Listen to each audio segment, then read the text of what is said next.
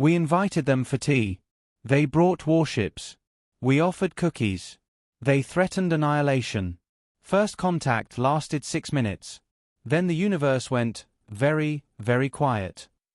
The Council of Transgalactic Harmony had faced warmongers, bioplague cults, and quantum paradox terrorists. It had never faced jazz. Not until Earth. Their first decoded signal, intercepted via deep space radio array in the Selnari system, was a black and white video of a human smiling as he calmly painted happy little trees. Followed by a 6-hour loop of feline creatures falling off furniture. And then, jazz. That was when the panic started. Council Chair HFY, a crystalline being shaped like a fractured prism, clicked nervously as he hovered above the table. They seem erratic. Is this how they communicate? No syntax, replied Unit 7Q, the AI ambassador, pulsing blue. But their emotional layering is dense. One might say weaponized whimsy. The decision was swift. Earth was to be approached cautiously but cordially. A delegation was dispatched aboard the Venerate Dawn, a sleek, trillion-credit diplomatic cruiser that had once survived an exploding star. Now it was heading to a planet where the top 5 most-watched videos involved watermelons and power tools. Earth's orbit came into view as the cruiser dropped from FTL. Lush. Blue. Vibrant. Unassuming. Ambassador Ezra Wren stood waiting in the Geneva Sky Pavilion, a modest glass dome suspended between towers like a floating teacup.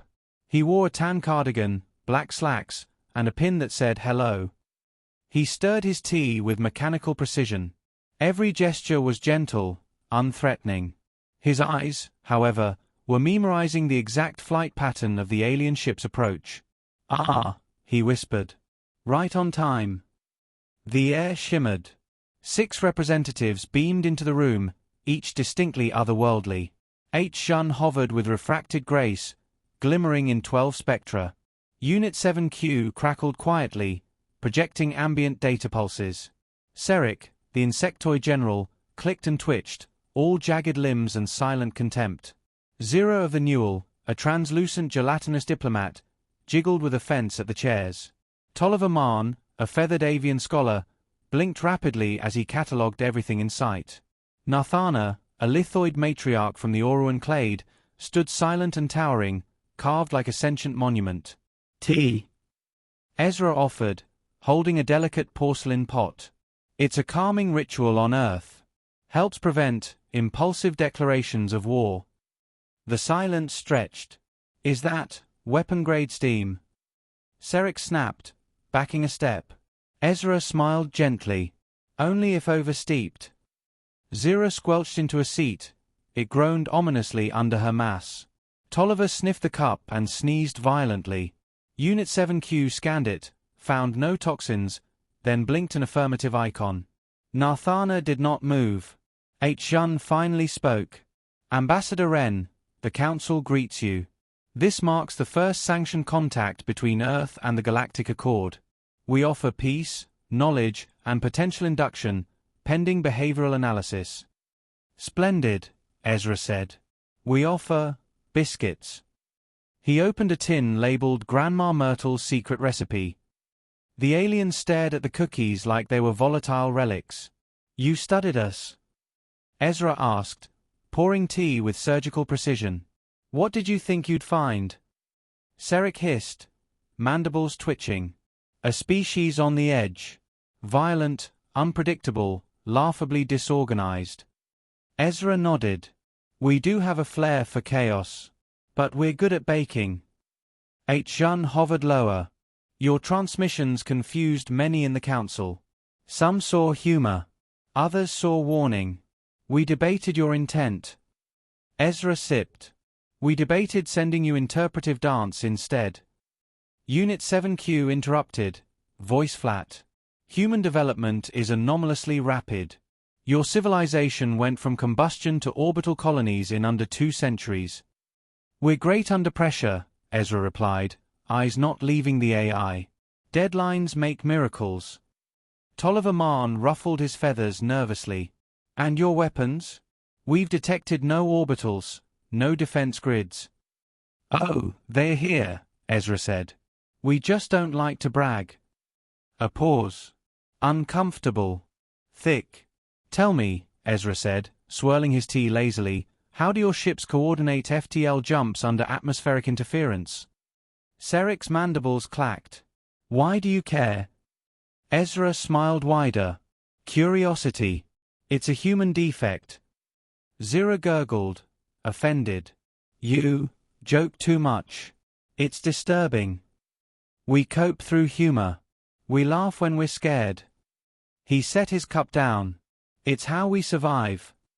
Unit 7 QS processing lights flickered.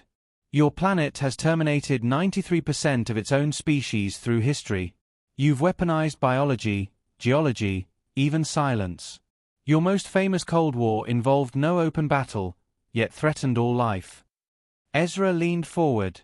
And yet, here we are, offering you cookies. Nathana's stone lips parted for the first time. Her voice was slow, seismic. Is this a threat? Ezra tilted his head. Only if you choose not to listen. The wind outside shifted. Distant thunder rolled from a summer storm, or perhaps something else. Ezra rose. Shall we walk? There's a garden atop the pavilion. Earth's favorite illusion, peace. As they ascended, Tolliver whispered to H. They're hiding something. They're hiding everything, Sarek growled. This whole planet is a mask. Ezra opened the glass doors to the roof. The garden sprawled in careful disarray, flowers too vibrant, air too perfect, birds too quiet. They built this, Zira said. To impress us. To lull us, Sarek corrected. Ezra turned, silhouetted by the sun. We built this to show what we prefer, what we choose to protect. He paused. But preference is not weakness. The delegation stared. Something cold settled in their chests, or cores, or matrices. Ezra's voice dropped. Your species like to test new life. Prod it. Judge it. Threaten it. So, how do you think humans respond when backed into a corner? Silence. Ezra smiled again. Warmer this time. With hospitality, of course. Sarek didn't trust Ezra Wren. That smile. That calm cadence. That cardigan. The insectoid general crouched in his quarters aboard the Venerate Dawn, mandibles clicking in agitation. The humans were too polite. Too prepared. Every gesture wrapped in warmth. Every word sharpened beneath courtesy. It reeked of design. He opened his personal feed, bypassed council oversight, and accessed decrypted historical files. Earth's cultural exports had been amusing at first. Until he dug deeper. Wars every generation. Genocide dressed as progress. An arms race so rapid, it bent probability curves. And yet they smiled. Offered tea. Shared cookies. He clicked a mandible and muttered, predators wearing silk. Back on Earth, Ezra stood alone in the Sky Pavilion's observatory, watching the stars blink like knowing eyes. His tea had gone cold. He tapped a command on the console. A map lit up, Earth, surrounded by dozens of ghost signatures. Probes. Listening posts. Unmanned scouts the council thought hidden. Ezra whispered, you thought we wouldn't notice. Behind him, the door slid open. H. floated in silently, refracting moonlight like a living chandelier. You monitor us, H. said, not a question. Only because you monitored us first, Ezra replied. The crystalline alien rotated slowly. Most species panic when contacted. You didn't. We've had practice. Ezra gave a dry smile. First contact isn't a new concept on Earth. We're a planet of tribes pretending to be one. Negotiation is survival. H.'s edges shimmered uneasily. Sarek suspects you're hiding something. Ezra turned. Of course I am. It's called national security. We just disguise it better. Are we in danger? Ezra's eyes twinkled. Always. But not from us, not unless you make the first move. Meanwhile, aboard the ship, Unit 7Q ran probability trees. Every scenario involving Earth's diplomacy returned absurd results. Human behavioral variance, 93%. Emotional masking, 100%. Predictability, 0.7%. It didn't add up. Your files are incomplete, said a voice. Unit 7Q turned to see Tolliver Mahon, feathers fluffed nervously. I accessed their unarchived footage, the scholar said. Hidden servers, under layers of jokes and music videos. There's more. Much more. He tossed a holodisc onto the console. It lit up with clips. A human calmly defusing a bomb while whistling. Another turning a school into a fortified shelter overnight. A child coding an AI defense net for fun. And one video, grainy, time-stamped 2 years ago, of Earth's moon briefly flickering with an energy signature unlike anything seen in the Accord. Unit 7Q stared. That wasn't a glitch, Tolliver whispered. The moon, it's hollow. They built something inside it. Zero of the Newell was less concerned with suspicion and more offended. The humans had offered her nothing but discomfort. Rooms too dry. Seats too rigid. Music full of unpredictable chord changes. She sloshed through Geneva's Botanical Hall, dragging a translator drone. Ezra met her near a koi pond. You keep trying to pacify us, she accused. Why? We're not pacifying. We're accommodating. Is there a difference? Ezra knelt by the water, watching the koi dart and twist. One is deception. The other is strategy. You're not dangerous, are you? She asked, as if trying to convince herself. He smiled, not answering. These fish, they look peaceful. But give them too little food, too little space? They eat each other. Zero rippled with discomfort. Are you implying? I'm informing, Ezra said softly. Every species adapts. Ours just took it further. Later that evening, Seric moved. Stealth protocols active, he crawled through Geneva's substructure. He wanted proof. And he got it. He found a corridor labeled Hydroclimate Maintenance, innocent, mundane. Until he entered. The room was massive. A weapons lab disguised as an environmental station. In the center, a hologram spun, a 3D model of Council warships, annotated with weak points, shield decay rates, and breach protocols. Seric froze. There were 12 models, each one matching a current Council fleet configuration. A soft voice spoke from the dark.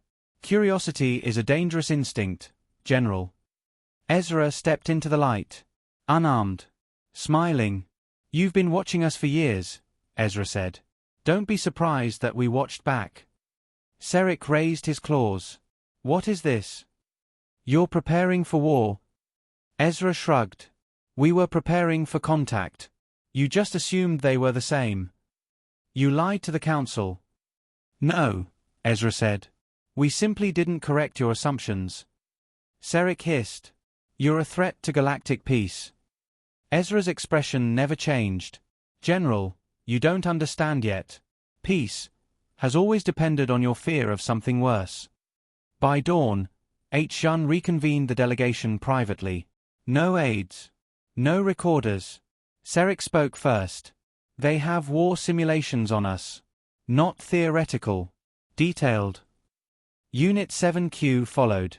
Their cultural output is an intentional mask. Surface-level humor, layered beneath advanced strategic doctrine. Zira added, they study biology, not just theirs, but ours. They've sequenced Council species genomes. H. Yun's facets dimmed. Then they anticipated this meeting. They engineered it, Tolliver said. They let us find their transmissions. All of it, bait. H. Yun floated in silence. What do they want? Ezra entered the room. His voice cut through the tension. We want only what you promised. Peace. Respect. A place among the stars. But you plan for war, H. Yun said. Ezra nodded. Because we've learned that peace without leverage is called surrender. The room fell still. Ezra placed a small cube on the table. It projected Earth, surrounded by hidden satellites, cloaked ships, a defensive net no one had seen, until now. We never fired first, Ezra said quietly. But we always build second. They didn't announce their fleet. No warning, no diplomatic overture, not even the formality of a veiled threat. Just presence. 32 capital-class Council warships dropped out of slipspace and took position above Earth like a silent wall of judgment. The message was clear. The time for smiling was over. Ezra Wren stood alone at the edge of Geneva's northern balcony, sipping from a new cup of tea. English breakfast this time. Strong. Focused. He barely looked up at the blinking sky. Behind him, the rest of the alien delegation stared upward, silence pulling taut across their expressions, or whatever their species used in place of expressions. HFY's crystalline edges dulled with anxiety. They weren't supposed to come. No fleet was authorized. Which makes it all the more tragic, Ezra murmured. Serik's claws were out. We offered peace. You took it for advantage. Ezra turned, slow and steady. No, General. You offered condescension. We just returned the favor with a teaspoon of sugar.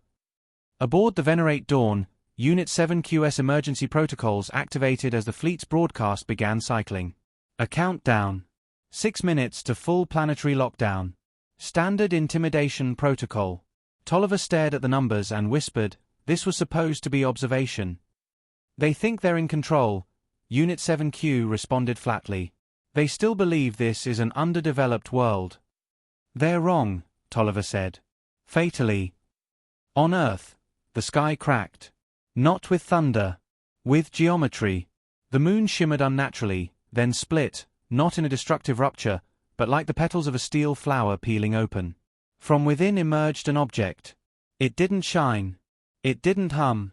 It simply existed in a way that rewrote presence. A shape too perfect to name, too quiet to trust. Geometric arcs slid into place without propulsion, casting no shadow but darkening the daylight. The Council fleet paused. Tactical AI struggled. No record. No equivalent. No prediction models matched.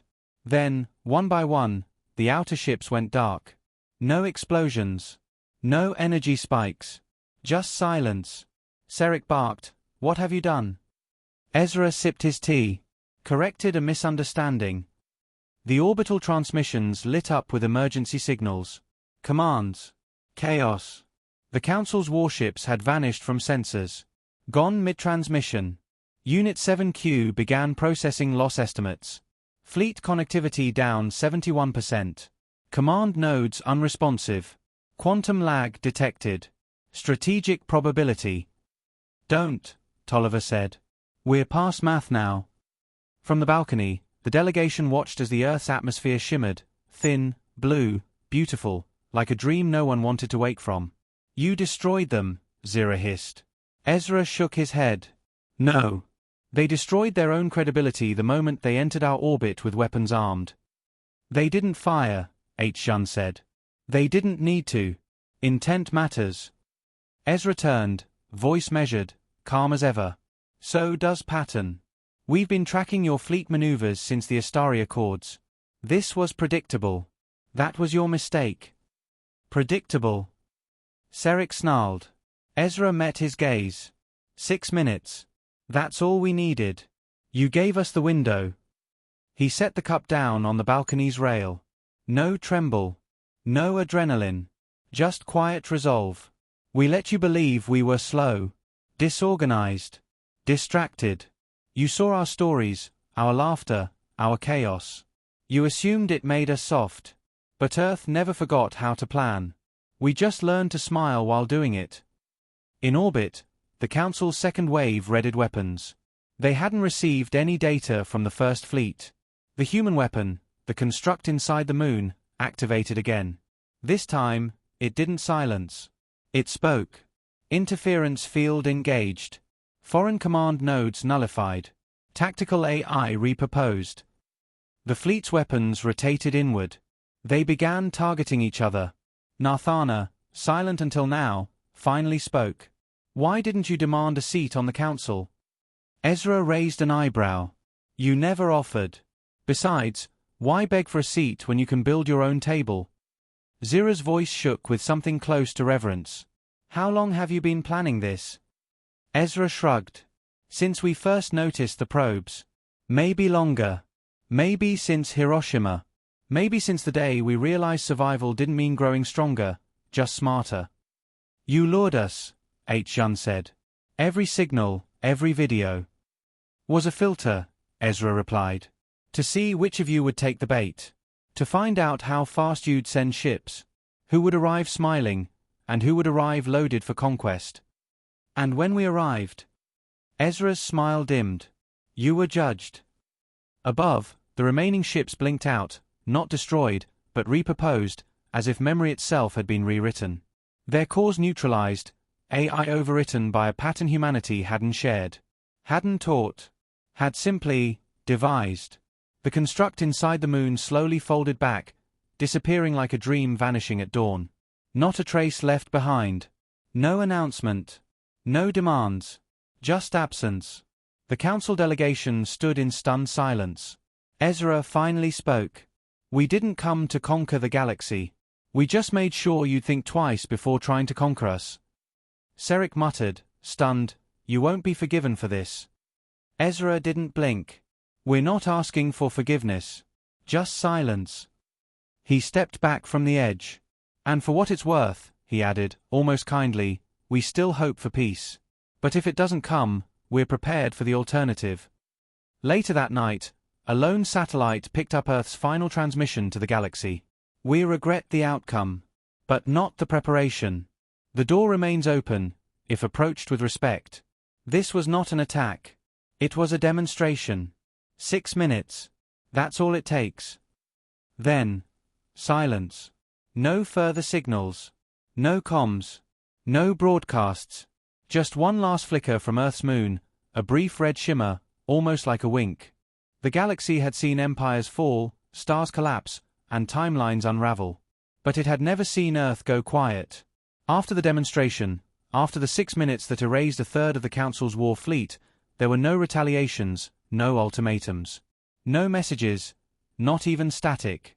Earth simply vanished from the grid. Every listening post stopped receiving signals. Human comms fell to silence. Satellites in nearby sectors registered no warp signatures. Earth became a blank spot on the map, not destroyed, not hidden, but still. Too still. And that terrified everyone more than weapons ever could.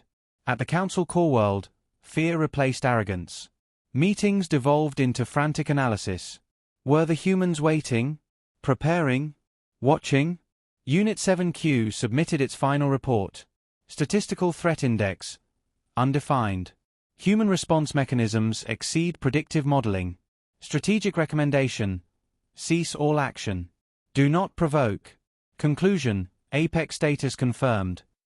When pressed, the RE's only elaboration was, humanity calculated not victory, but perception. Across the galaxy, stories spread. A mining crew near the asteroid belt found an abandoned council drone, sliced cleanly through without leaving debris. A pirate fleet in the outer zones attacked what they thought was an empty freighter marked with Earth symbols.